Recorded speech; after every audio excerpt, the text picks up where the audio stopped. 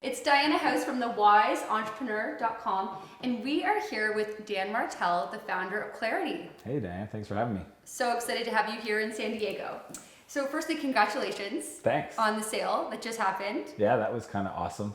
So how did Clarity start? What was this idea all about? So there's a long story and a short story. Obviously, we're not here for the next 12 hours. So the short version was I needed a better way to manage my inbox. So I was getting a bunch of emails, and it's probably the Canadian in me that wants to reply to everybody. But I realized that I couldn't read these emails nor give anything thoughtful as a response. So I built this phone system that would let anybody add their name, their number, and the reason for the call to a web page, like a form, and then it would create a call list, which is kind of awesome idea, and I wish it still existed that way. But whenever I was free or driving, I'd just hit start calls and it would just cycle through. It would protect my cell number, so it would proxy it. No. Yeah, it was a super productivity hack, and I used that for 3 weeks. It was right after I sold my last company, Flowtown. I got this influx of emails from founders that wanted to pick my brain or have coffee, and so I thought, hey, well, I want to talk to you and be helpful, and this is probably the most productive way to do it. And I used it for 3 weeks, and it was amazing. And then friends started seeing me use it, an email, and they asked me if they could use it. So I had to rewrite the code because I actually built it. And eventually one night I went on the roof of my house in San Francisco and I tweeted it out to the world, and I wanted to see what would happen. And I would do that. Yeah, no, I was like, oh, this is pretty neat. I wonder what happened if I shared it with my Twitter followers. And at the time I had 20,000 followers, and I tweeted it out, and next thing you know, the list filled up, and I just sat there for 4 hours. It was just the most energetic feeling talking to these entrepreneurs from all over the world. So people in South America, Europe, even parts of Asia. And 4 hours later, I just thought wow, that was the most amazing experience ever. What would happen? So I'm in San Francisco looking over the city, and I just thought, what would happen if I could unlock all these amazing entrepreneurs' minds for the rest of the world like I just did on Twitter, right? How would that change the world? And that was the beginning of Clarity and what it became. Wow. I had no idea. So you were just receiving that many requests for calls? Well, just when I tweeted it out, yeah. But before that, you were saying entrepreneurs were always reaching out. I mean, it's kind of two things that happen when you sell a company. You have every financial planner in the world wanting to manage your money, and a lot of entrepreneurs that want to pick your brain to kind of find out how you did it. So, and I did talk to, probably 150 entrepreneurs, but it was great because it was these 15-minute phone calls, and it was just very productive when I was driving, from Palo Alto to the city. And then when I did that kind of rooftop party line thing, it felt like radio talk show. I've never done radio, but I'm just assuming that idea of having this queue of people wanting to ask you questions and give them feedback, it just felt really good at the end of it. And I thought, this could really change the world if you unlocked all these brilliant people's minds for everybody else that needed them most. And then so when you sold Clarity, can you give us kind of some accolades? How many users did you have at the time? Yeah, so what numbers have they? I can't say, I just got to think about what they published. We've done in the last 12 months, we did over 185,000 calls. We had 50,000 experts. So that was 12 months. The company was around for 2.5 years. So just kind of this scale component. And then a lot of our revenue was both call revenue, and we had this thing called Clarity Live, which is a monthly membership to get access to the experts. That was doing very well, and team was about a dozen people. Wow, it's such a phenomenal service. I think I actually was on a call with you once. I feel like that's how we might have met. Yes, I think you're right. I was in New York. Service. I remember I was in my hotel room, and I had this call. It was just really fun, and then we met in Toronto not too long after. Yep.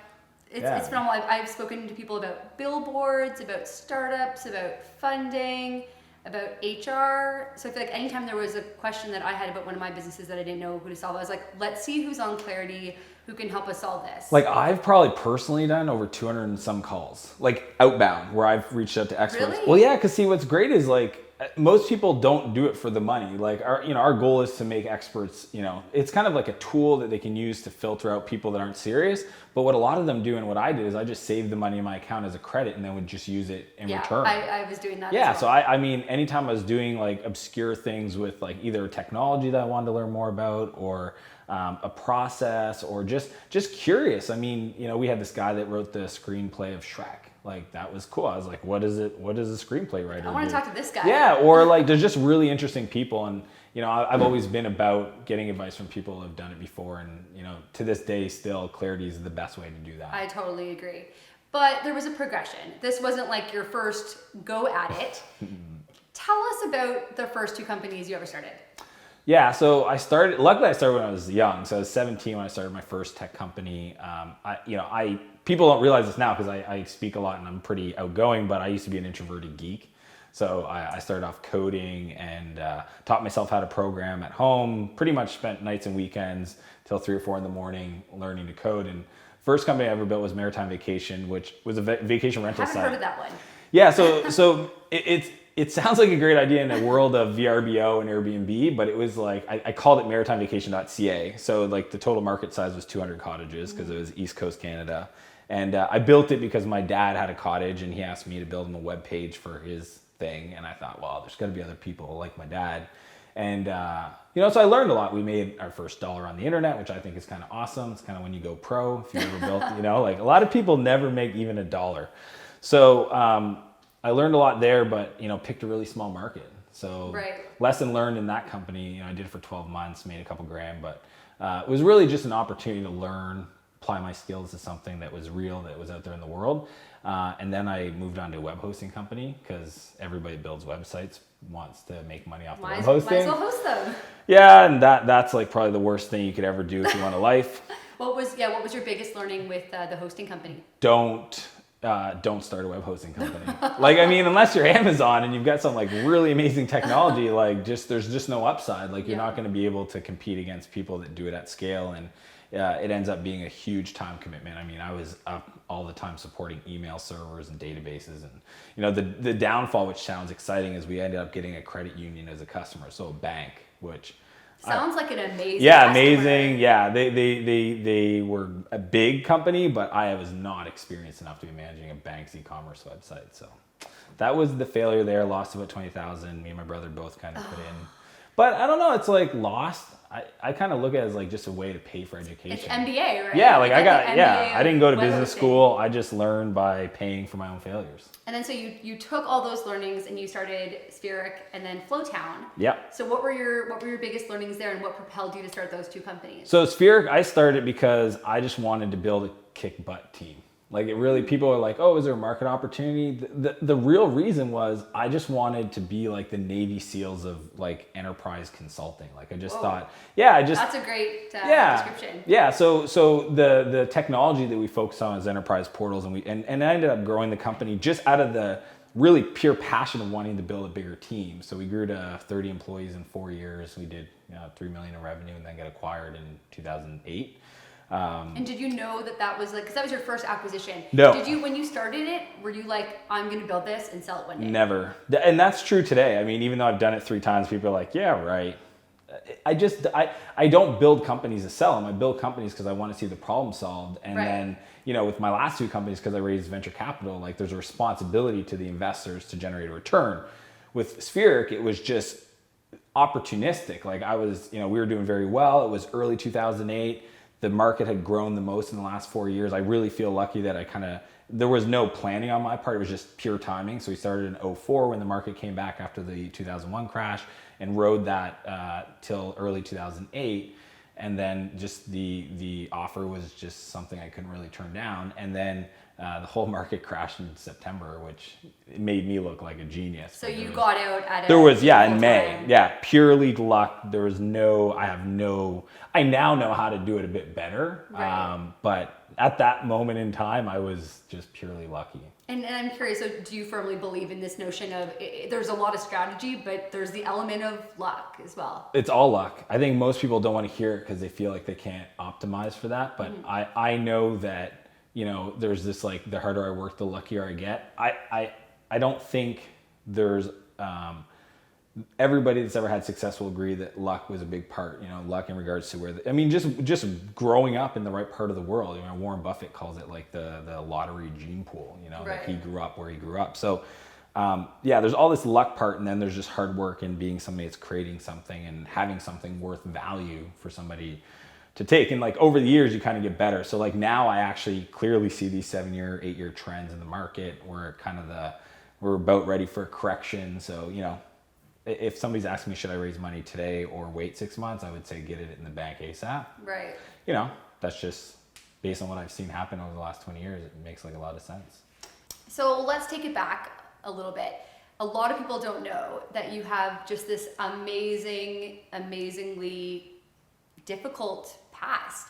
And actually, I just realized, I think I was at an event the first time that you were kind of public and open about this. So can you kind of tell us about your not so glamorous beginnings? Yeah, so what I tell people is I had a very colorful childhood, and that's to understate it, you know. All the colors of the rainbow. Yeah, every color and then some.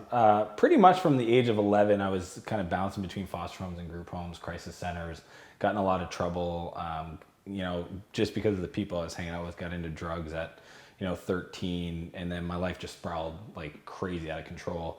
Ended up in jail twice by the time I was 17. So, there's a whole story about like this moment where I was in a high-speed chase and I got to a point where I just told myself that if I get caught again, I'm just going to pull the gun and let the cops do their thing. And when that moment came, I kind of crashed into a building and I went to pull the gun. It got stuck in the bag. So you pulled the gun? Yeah, I was pulling on it. And and the cops kind of opened the door and my feet didn't hit the ground. And, next thing you know, I kind of woke up in a jail cell. And really at that age, I was 16 and a half, almost 17. Something told me like I got another chance and I wasn't going to screw it up. And I feel so blessed today because, like some people are like, you're such a risk taker. You seem so full of energy in life. And I always joke, I'm like, I have such a functional like adulthood because I grew up in such dysfunction, right? Like I've seen what it was like and I had to overcome that. And, anybody's gone through difficult times as a teenager or as a young adult, those skill sets that you learn to kind of overcome that just translate into a really great kind of foundation for entrepreneurship. And, it's the place I went to rehab at 17 was called Portage. And the reason why that place worked and no other place would have worked for me, and I had been to other programs, was all the staff were ex-drug addicts.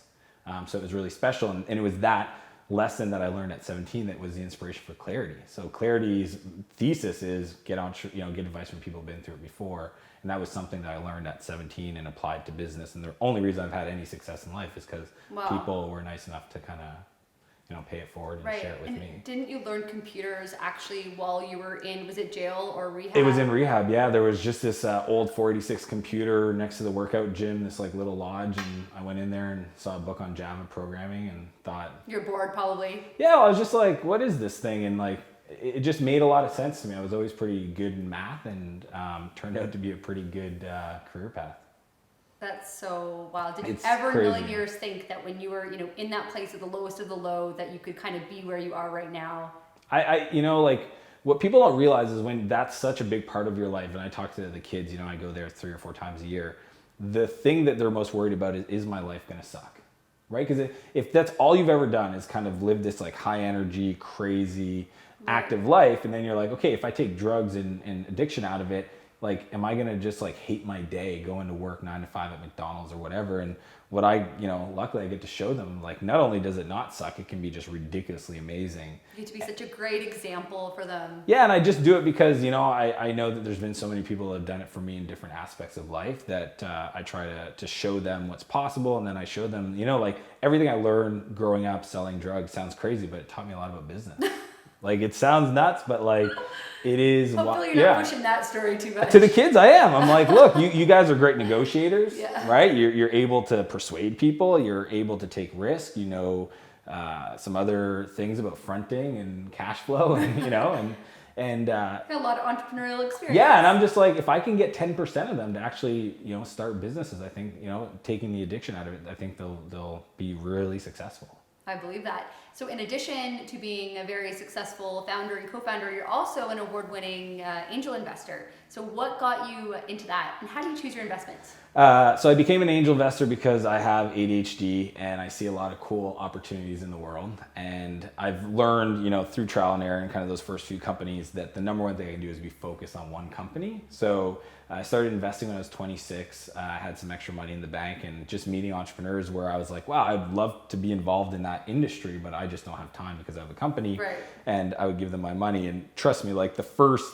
angel investing was not even close to like what I do now, which is Silicon Valley. I mean, early days, it was like kind of like Shark Tank style, like here's 50 grand and give me half your business. It was really, yeah. I mean, you don't know. You're just like, I know I'm going to be helpful. Did people say yes? Oh yeah, for sure. Yeah. And I don't know if it was good or bad. It just was what it was. So, when I moved to San Francisco in 2008 and kind of learned from some of the best angel investors, I realized there's a more efficient, effective way to have other investors involved, so it's not just your money. Right. And I think I've done 33 investments so far. And are you still actively investing? Yeah, I just did an investment a couple weeks ago. I'm probably going to transition away from it because it's actually quite a bit of time, and it's not what I do. And a lot of mentorship as well, I'm assuming. Well, that's the thing. It's not just the writing a check. It's actually supporting and advising the companies, and really this year is all about leverage for me. I've decided to kind of step back and analyze what I spend my time on, and I got 2 little boys, and I just really I just feel like there's other people out there that can be helpful, and I might just kind of invest as an LP in somebody else's fund.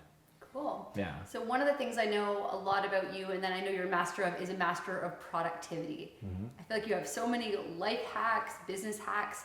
So tell me a little bit about that philosophy and kind of what are kind of your best hacks that you kind of integrate into your own life? Yeah, there's so many, because a lot of the stuff I do, I just don't realize it's different. You could write a book on this. Oh, easily. And I got to give, shout out to like Tim Ferriss, 4-Hour Work Week, and just a bunch of other, David Allen at GTD, he wrote a good book, Getting Things Done. So a lot of people have inspired me, and I've kind of taken all these concepts and applied it over my life. But one of them is just the way I manage my calendar. So I use Evernote, and I have like this linear kind of calendar entry that I share with my wife. So that way, I don't like this. I just feel like it sounds trivial, but I just don't like a calendar format, because you got to there's always stuff on it, but this is like the big stuff. So that way we never kind of block each other, and she can have a really clear view of what I'm working on for the year. So that's one that I do daily. I was just in there before I came here.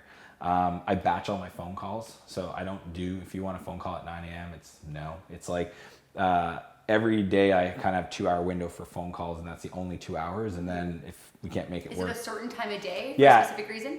2 to 4. That's always your phone calls? Yeah, because unless I'm driving, and then I'll allow for calls in that time. But, and I use this thing called energy management. So like knowing that in the morning is when I'm most productive, I'll work on like a big rock project. So I always do that till 11. And call it a big rock? Big rock, Eat the frog. Yeah, exactly. Big rock, small rock, sand, all that stuff. But so I work on, so nothing gets in my calendar at all before 11. And then I have a really pretty standard morning, what I call a morning practice. Okay, what's your morning practice? There's so much hype about the morning routine right now. Well, so I don't like the word routine or ritual or anything, because I think just like going to the gym, it's a practice. So my practice is I wake up at 5, I go for a run. Alarm or just naturally? No, geez, no. Full on alarm. Full on alarm? Who does that? I don't know. Sometimes I naturally, I'm like, oh, it's 5. Wow, no, I get up, so do my run, get back, green smoothie. 6 o'clock is when the kids wake up. I spend an hour with the kids every morning. And then I plan my day. I kind of look at my calendar, and then I'm at the office pretty much at 7 o'clock and work till 11 on the big rock. And then 11 to 12 is emails, first batch of emails. Lunch I always schedule with people, because I like, it's a great opportunity. So any entrepreneurs that want to reach out to me, I said this publicly in a video, so I'm not going to say it today, but I used to take a lot of lunch meetings. Oh my gosh, people were flying into San Diego, and it was it was a lot of scheduling. Yeah, because I just said like, hey, if you wanted my advice, call me through Clarity. Yeah. Or if you fly to San Diego, lunch is on me. They're like, hey, a flight might be available. Oh, it was way cheaper. They're like in LA. One guy came from Australia, so. No way. Yeah. To have lunch. Yeah.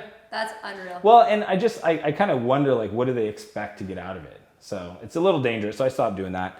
I still have lunch with people. And then afternoons phone calls, and then kind of finishing off any, what I call just kind of like research projects. So I think a lot of time I get really excited, like, if somebody mentions a book or some other video, I'll kind of use that 2 to 4 stuff. And then nighttime is just planning for the next day. I read this great blog post from you, like this is years and years ago, I think this is before we even met, and it was about how entrepreneurs should price themselves internally at $1,000 an hour. So everything that they're working on should be at least $1,000 an hour of future value.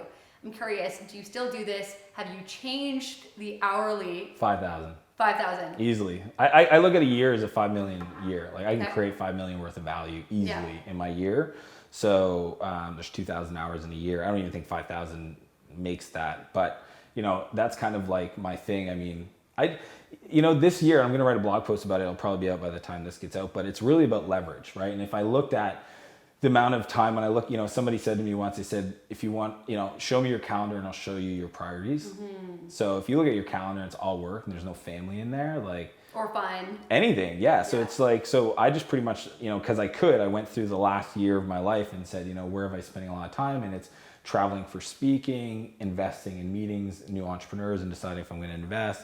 A lot of one-on-one meetings or phone calls. And this year it's zero, none. Wow. Nothing. Like, it's bananas. People think I'm the biggest ding dong, but I just said, look, like, I'm taking a year of no meetings, right? So like, only things I do is high leverage video, super high leverage, right? Like, I don't want to speak at a conference and have 200 people hear me when I can go on my own YouTube channel and shoot a video and have thousands. So it's kind of like, you know, and then the other one is like documenting a lot of stuff for my kids. So I'm blogging and reading more, and it's really just so that I can create kind of a knowledge base for my kids in case something ever happened to me. It's like, here's my beliefs on life. Wow. Yeah. So if you look at all my videos, that's such a good idea. Yeah, they're really every message is for my boys.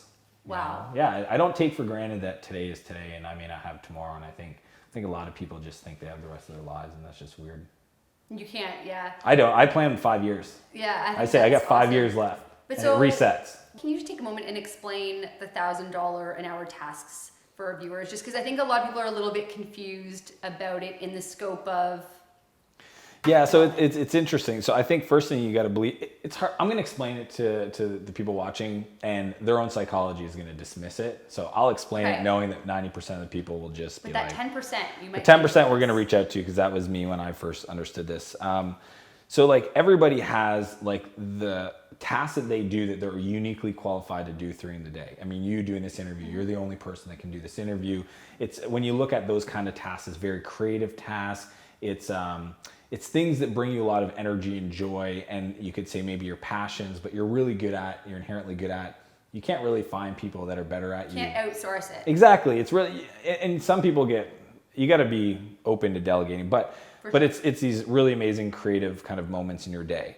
And what I try to do is I just try to create my whole day around that type of activity. And that's what I've done now. And because of that, what you do is you start trying to outsource other areas of your life that don't bring that. So if you say your hour's worth $1,000, and again, there's 2,000 hours in a year, so that's I think $1 million. I don't even know, $2 million. I don't have a calculator. Nor do I. So let's assume it's $2 million. If you're running a business that's $1 million a year, you always try to forecast what it will be worth, not today's value, because it's an investment in the future.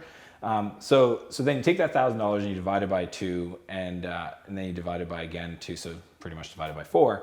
It works out about $250 an hour. I try to outsource anything that I can that's that or below, and it turns out there's a lot. You outsource a lot. I outsource everything. Yeah, I have like give the viewers some of the examples of things that you outsource. Well, here's a great one, because you guys can see it happening right now. If you go to my blog, you'll see a video that I do on YouTube. You'll see my blog post. If you go to LinkedIn, you'll see a bunch of other stuff. On Facebook, you'll see some images. You'll see like I'm pretty prolific online right now, and I don't do anything other than 2 days of video shooting.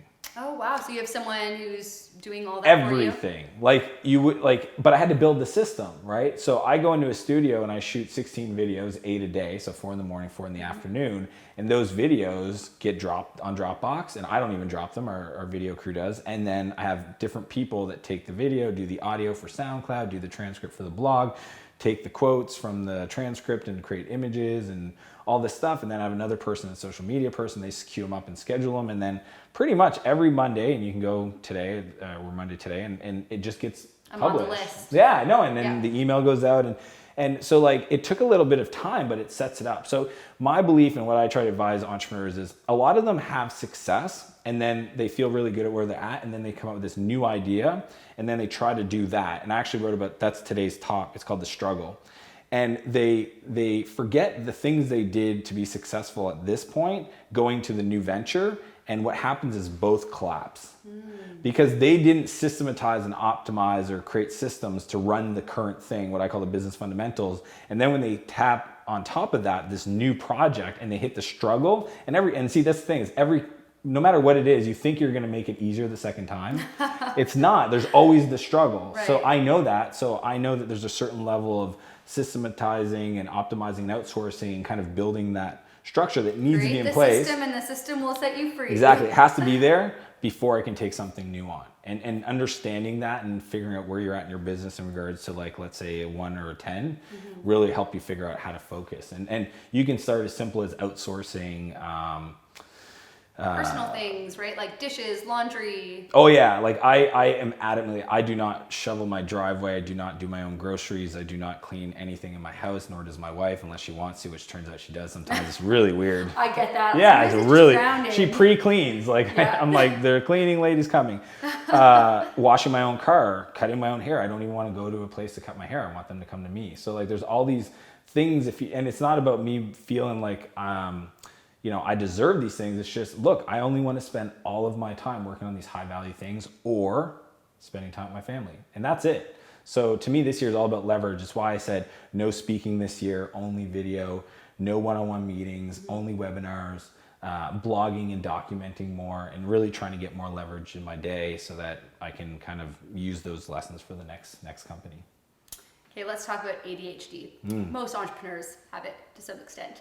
So with that, how do you manage your ADHD with focus filters? Do you have a focus filter? I do. So I feel like people get distracted when they don't love what they're doing. That's true. So that's the problem. It's, I used to be on Ritalin when I was 11 and was on it pretty much for 6 years. And as an adult, just didn't like the person I became when I was taking the medication. So decided not to. But then as an entrepreneur, you have to focus. You have to get the paperwork done. You have to make payroll. You have to do all these tedious activities that you don't want to do. But it also turns out that when it comes to creativity and focus and hustle and relentlessness, boom, I've got like 10x on everybody else. So there's like all these upsides of having ADD and ADHD. It's like hyper focus. You just need to figure out, how can I not do activities that don't allow me to get there and only spend. So it's kind of, the byproduct of me having to solve that was the outsourcing, right? It wasn't like this magical like world that I wanted to live in where I didn't do anything I didn't like. I had to do it or my business wouldn't have grown because I was not able to focus on those things. So, when people ask me like, how do you overcome it? It's a lot of stuff. It's nutrition. So my morning ritual, I have to work out every day. I have to eat green juice. I have to spend time that energize me. I have to group things into like energy buckets. So there's a lot of things to do. And I wrote a blog post about it that I believe allows me to have it as a superpower. For a lot of people, it feels like a deficit or kind of some kind of... So you own it. I wear it like a badge. Like if it didn't say clarity, it'd say ADHD. So yeah, I feel lucky that I have it because it's allowed me to be super creative. Amazing. So I know the world is wanting to know the Dan Martell method of how do you build and sell companies. And I know, from what you said earlier, it's not necessarily, as intentional as it is. And I know that you might be doing some courses on this in the future, but if you could kind of give us a bit of a teaser, what can you tell us about how to build something that will be acquired in the future? Because so few companies, I think it's like less than 5% ever get acquired. Oh, it's way less than that. Yeah, it's a small number. I mean, there's only 1,200 companies that raise venture capital in the US a year. There's only 15 that ever go public. So that's tiny. Yeah. Out so of the tens of thousands. Tens of thousands. Yeah. The formula, I haven't really figured, there's kind of a process. And step one is, build a company that's valuable on its own. Like companies don't get sold, they get bought, right? So if you think you're going to build something to get bought, then you're trying to sell it. That I've never seen that work, right? Maybe a long time ago. Yeah, maybe a long time. My thing now is like you build a business that creates value and is sustainable on its own. And then there's kind of like, all right, well, if that's true, what are some of the activities you could do to increase the opportunity, right? I call it optionality. So what are the activities? And, I think we talked about this at lunch was, in the world of getting acquired, there's really 21 people for every company that are materially valuable and super important to get to know that will mean... And I had no idea. I was like, what? Yeah. 21 people? Like that's 21 it. employees? That's it, yeah. So it's so confused. Yeah, so I mean, at a high level, if you think about it, you'd have to understand what white space you're filling as a company, but within that, let's say there's 7 potential acquirers. There's 3 people at each company, the CEO, the product manager, and the corp dev person. So 7 times 3 is 21. Sometimes those are 2 of the same people. The CEO and the product manager are the same person, or the CEO and the corp dev is the same person. So, over the next 2 to 3 years, as you start your company, could you spend time getting to know those people?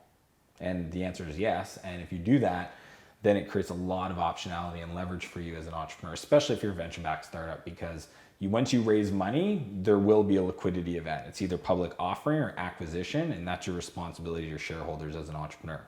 So That's the secret. 21 people. 21 people, There you go. and it's not crazy. How do you see your life in 5 years from now? I think it's doing exactly what I do now. Like, I'm having a lot of fun. More of the same. More of the same, That's yeah. how I answer that too. Yeah, like I feel really blessed. Like, when people talk about success, for me, it's freedom, it's health, it's family, it's relationships. So I feel really lucky that, I'm able to pretty much take this year off to kind of read and share and kind of create a lot of content for my family, but for everybody else that wants to consume it. So, if in 5 years I'm still doing this, traveling the world, spending time on beaches and hanging out with super smart people and getting interviewed by amazing people, yeah, I would be okay with that. So, I think a lot of people, they strive for a lot and then they don't ever stop and realize that everything they've ever wanted was already there. You want to be in gratitude, right? Yeah, if you just, a lot of people, they're like, I want to double my business next year. It's like, why? Well, it's because of all these reasons. And then it's like, well, all those reasons are things you actually already have. Right? So true. It's already there. Like, I already have an amazing family and friends and freedom. So what more do I want? Now, I do want to kind of always step up my game, but it doesn't mean I have to build a Google. I think I could be content with, where I'm at building today. an amazing clarity. Exactly. Or helping somebody else do it or whatever it is. So I don't know what it'll be, but I mean, if it's looking like what my day is like today, it's pretty fun. Life's pretty good. It's all right. So last question, I'm going to ask you what I ask everyone, and it's if you could pass on one piece of wisdom to entrepreneurs, whether in the startup or scale up phase, what would that one piece of wisdom be? And I know you could probably have about 100 of these. I have 100, but the one, stands out. yeah, this is like the force multiplier I look at as like leverage is get a mentor. Oh, it's so good. People just spend so much time trying to be so smart, and it just makes me laugh. Like, when we talk about what do I spend my time on today, it's talking to people that have had ridiculous success in the things I'm working on. Like, when it comes to building a marketplace startup with clarity, I pretty much spent a year getting to know the top 25 markmarketplace CEOs. Really? Yeah, I'd organize So you dinners. don't have one mentor, you have 25 mentors. It's kind of one of those things where I believe there's like coaches, mentors, and advisors, and I have like 25 to 50 advisors for different areas, and then mentors, I would say I have a dozen, and these are people like Mark Cuban, who's an investor in Clarity, and a bunch of other amazing folks that I admire. So my role for a mentor is somebody that what they've achieved inspires me and that I would want to replicate. So I have a mentor for like the family life, because I know a guy that sold his company from Microsoft for $350 million, and his kids are super well adjusted. Wow. So when it comes to like parenting advice, that's the guy I go to. So I just think that no matter what you decide to do in life, even if you don't want to be an entrepreneur, like finding somebody that's kind of gone through the journey and you admire and they inspire you from what they've accomplished, spending time with them as much as you can. It could be maybe 2 or 3 times a year. Right. That is probably the highest leverage, the most important thing you can do. Do you have a coach? I've had a coach my whole life. Oh, Different yeah. ones, always. Who's your, can you I'm a tell high us who performing your dude. current Like, I don't coach get, is? I find it, so Marcy Swenson. Okay. She's probably now going to become not my coach because she'll get super busy now that everybody's going to be hiring her. Marcy Just works. ruined it for you, I'm sorry. Yeah, that's why I usually don't tell her, because I've tweeted at her a couple times and she's like, okay, well now we get a scheduling problem. But luckily I don't have a company. Okay. Yeah, Marcy's amazing. I think women are ruling the world, and people need to step up and realize that. So, I know Renee will be very I proud know of that who comment. runs my household. But yeah, I just think like if you want to be a high performer, like not having somebody that has no vested interest kind of that you can talk to. So I mean, I have a health coach. I work with a kettlebell trainer. I work with a nutritionist. I work with my business coach. I don't have a business now, so I don't talk to Marcy as much. Yeah.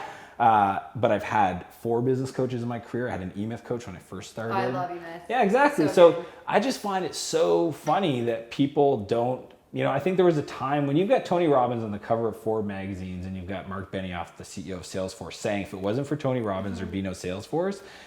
It's time to step up. Invest some money and have somebody hold you accountable, because the thing about being an entrepreneur, you really don't have a boss. You don't have anybody to guide you. Sometimes you need a boss. I just like to have somebody I'm accountable to. Yeah. I'm a type A guy. I want to win. I want to set goals, and I Yeah. want to be able to show somebody that I'm delivering, because Renee doesn't need to hear from me all the time. She's heard enough. So yeah, I have a coach, and I think everybody should. Awesome. Well, thank you so much. You've just shared so much wisdom, and I know we could talk for hours, but I know you have a call that you need to jump onto. So thank you so much, and I just cannot wait to see what you create in the next 5 years. Thanks a lot for having me. Thanks, Dan.